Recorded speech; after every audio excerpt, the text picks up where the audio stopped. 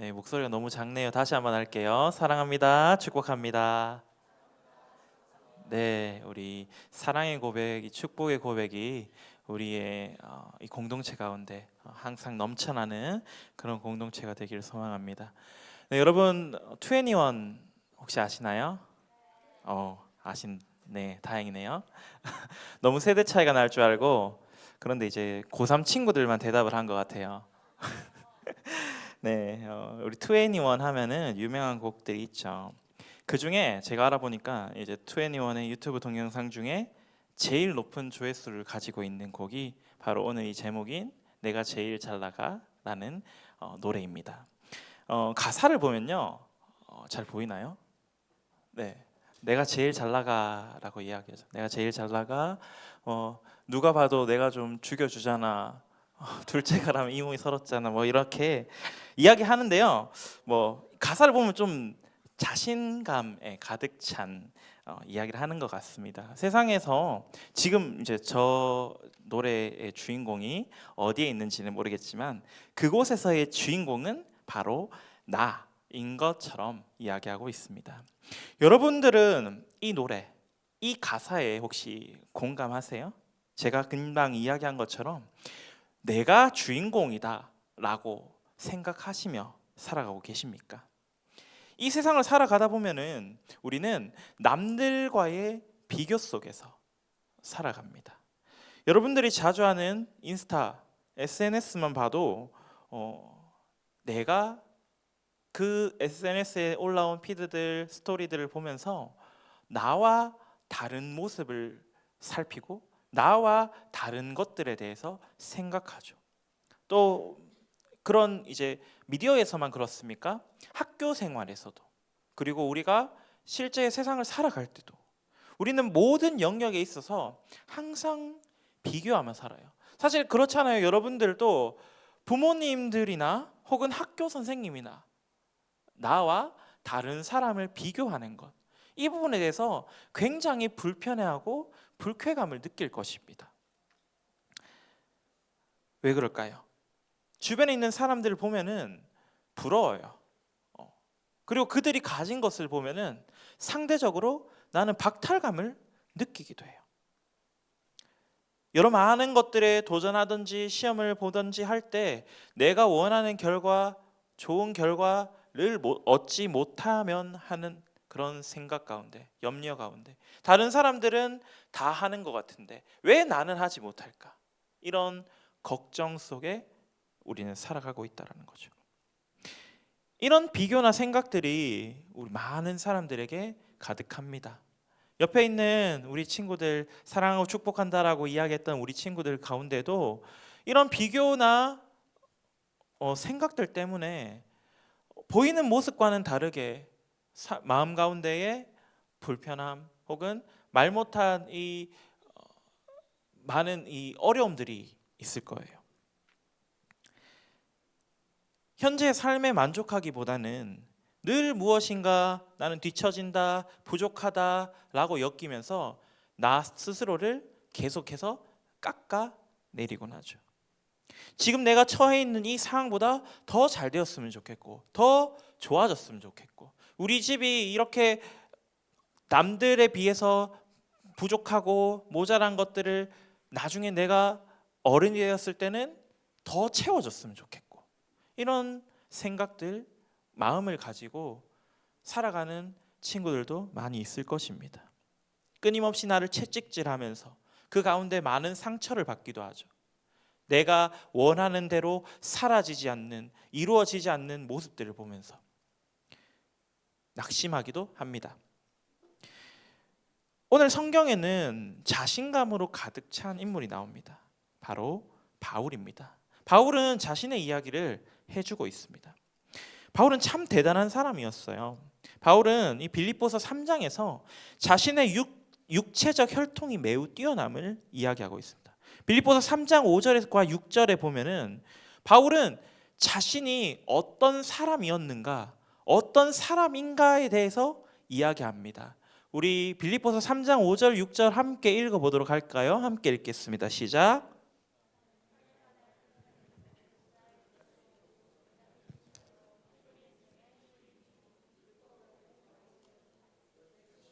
교회를 박해하고 율법의 의로는 힘이 없는 자라.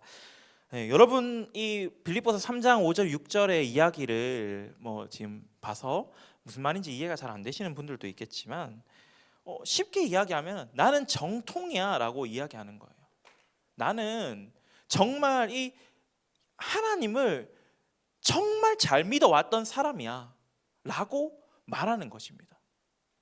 여러분들 그렇게 만약에 교회 와서 전도사님이나 목사님들이 말씀하실 때, 설교하실 때 와의 이야기와 여러분들 주변에 있는 어디 이제 소위 말해서 논다고 하는 친구들이 내가 어제 우리 교회 가서 목사님한테 듣고 왔는데 라고 말하면서 하는 이야기와 여러분들은 그 두 가지 이야기를 동일한 이야기가 전해진다라고 할지라도 그것을 동일하게 받아들일 수 있겠습니까? 그 말씀을 전하는 이야기를 전하는 사람이 누군가도 참 중요하다라는 것이에요. 그래서 바울은 자신이 어떤 사람인지에 대해 이야기할 때 내가 정말 정통적인 사람, 하나님을 온전히 알고 있는 사람이야 라는 말을 하는 거예요. 또 그것이 그런 신앙적인 배경뿐만 아니라 육체적으로도 내가 나고 자란 그 배경 가문이 뛰어나다라는 이야기를 우리에게 하고 있는 것입니다. 바울이 이렇게 자신에 대한 표현을 했을 때 그것은 당시에 세상적인 기준으로 바라보았을 때 흠잡을 것 없는 것이에요. 아니 오히려 자신이 얼마나 더 뛰어난 사람인가 그것을 사람들에게 알려주는 이야기였습니다. 그래서 우리는 이렇게 생각할 수 있어요. 바울이 자신감이 있었던 이유, 자신감을 가졌던 이유가 정말 잘 나가는 사람이니까 그랬던 것은 아닐까. 그러나 우리가 알고 있는 것처럼요. 바울이 이렇게 항상 잘 나갔던 것만은 아닙니다. 고린도후서 11장 24절과 25절 말씀 우리가 한 번 더 읽어보도록 하겠습니다. 함께 읽습니다. 시작.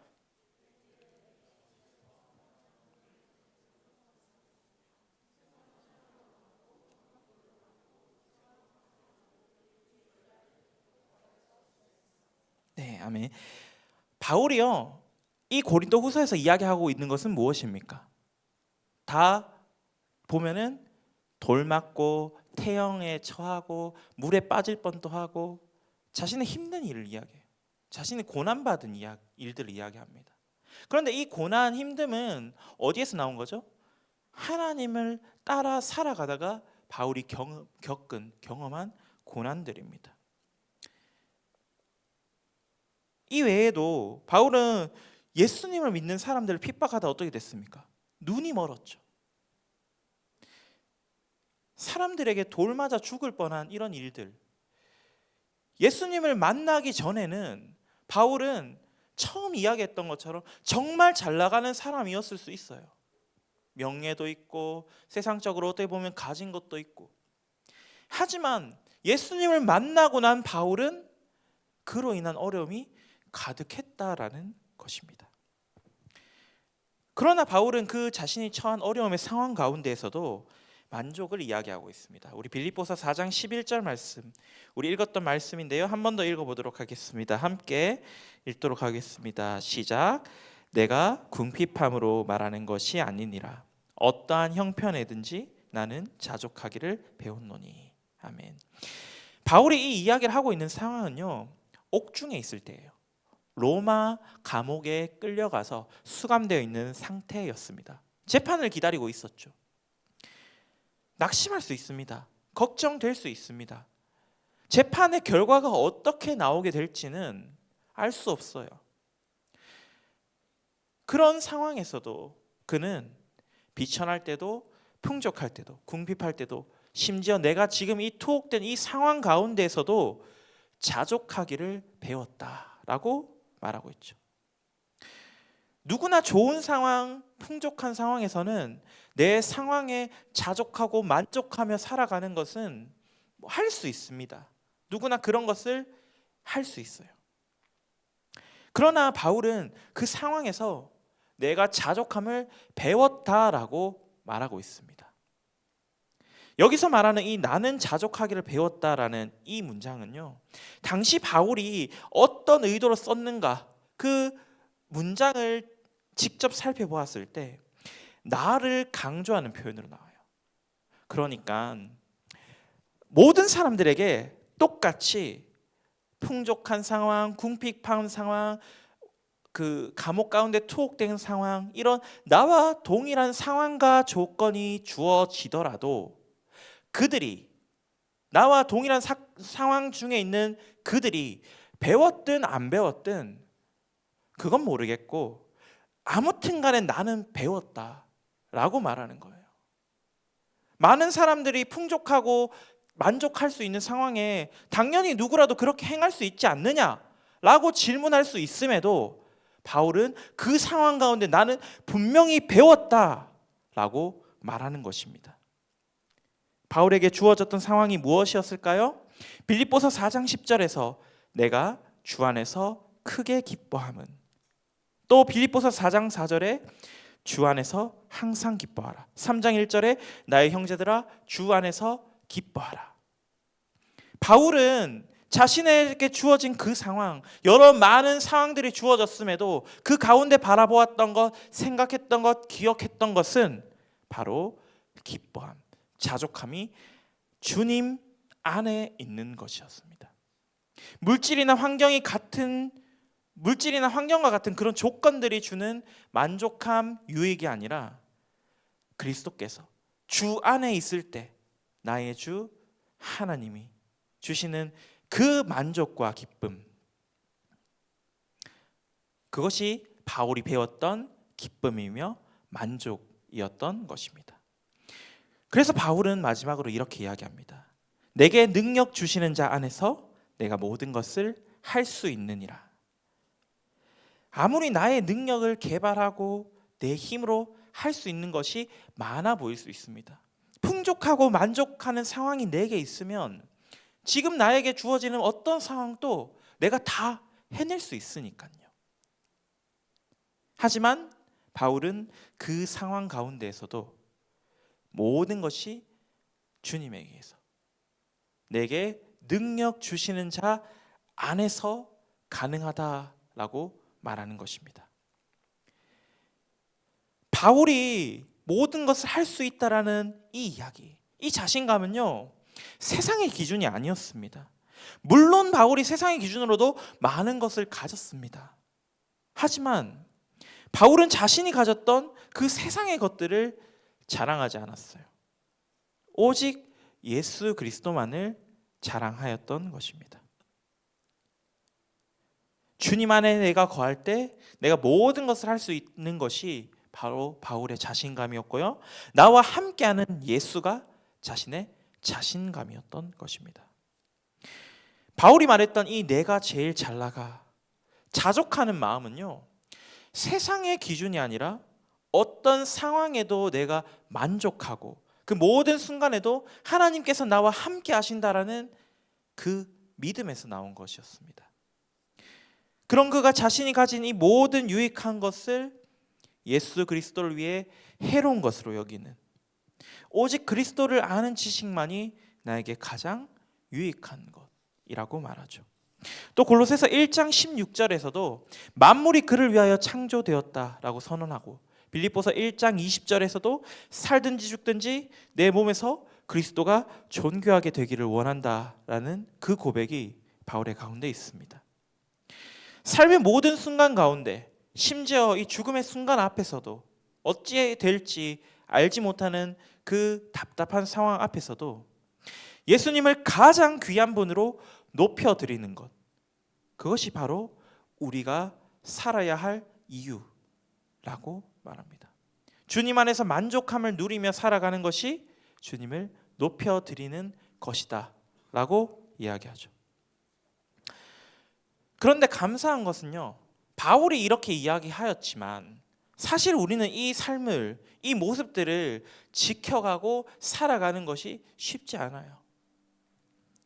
그러나 주님께서, 우리 하나님께서 우리를 위하여 먼저 본이 되어 주셨다라는 것입니다.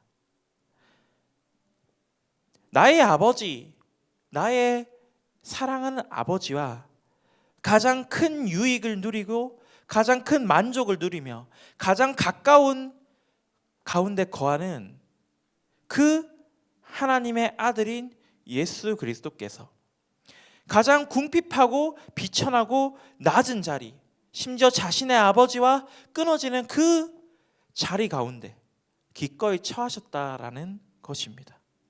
우리를 향한 사랑 때문에 기꺼이 그 궁핍과 비천한 자리 가운데 나오신, 기꺼이 자신을 내어드림으로 나오신 바로 예수님. 예수님이 먼저 우리에게 그 비천한 상황 가운데도 하나님과 함께함으로, 나를 보내주신 하나님의 의지함으로 나아가는 것이 내게 가장 큰 유익이다 라고 우리에게 먼저 보여주신 것이에요. 먼저 우리에게 본이 되어 주신 것이에요. 우리와 함께 하시기를 소망하셔서 그 함께함을 위해 모든 것을 내어주기까지 마다하지 않으신 분, 그분이 바로 우리 주 예수 그리스도이십니다. 이제 말씀을 정리하도록 하겠습니다. 하나님이 창조하신 이 세상 가운데에 하나님의 형상으로 지음받은 우리는 모두 이 세상의 주인공들입니다. 아멘이십니까? 그러나 여러분들에게 내가 제일 잘 나가라는 그 만족하는 마음이 있으십니까? 그 마음의 조건이 없다면 여러분들의 만족의 조건이 무엇이길래 이 마음이, 만족의 마음이 여러분들에게는 없으신가요?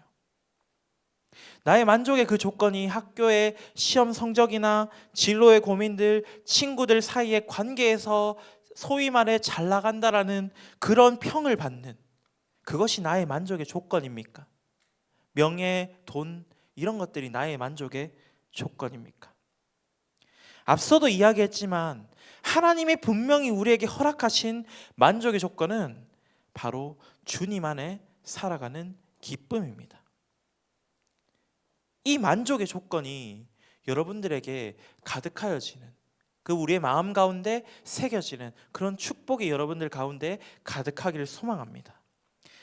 그렇다면 우리가 누릴 수 있는 주님 안에서의 만족은 무엇이 있을까요? 바울이 어떤 형편에서도 나는 자족하기를 배웠다라고 말한 것처럼, 예수님께서 우리를 위해 희생하신 것처럼 우리도 비교가 아니라 감사를 누리며 살아갈 수 있게 되겠죠. 여러분들에게 주어진 상황 가운데 그 감사를 찾아보시길 바랍니다. 남들과 비교했을 때는 분명히 내게는 감사의 제목이 되지 않는 것일 수 있어요. 하지만 남들과 비교해서 바라보는 것이 아니라 나에게 하나님이 허락하셨다라는, 나의 주인이신 하나님을 바라본다면 내게 주어진 상황, 환경들이 세상의 기준으로 바라보았을 때는 조금은 부족해 보일지라도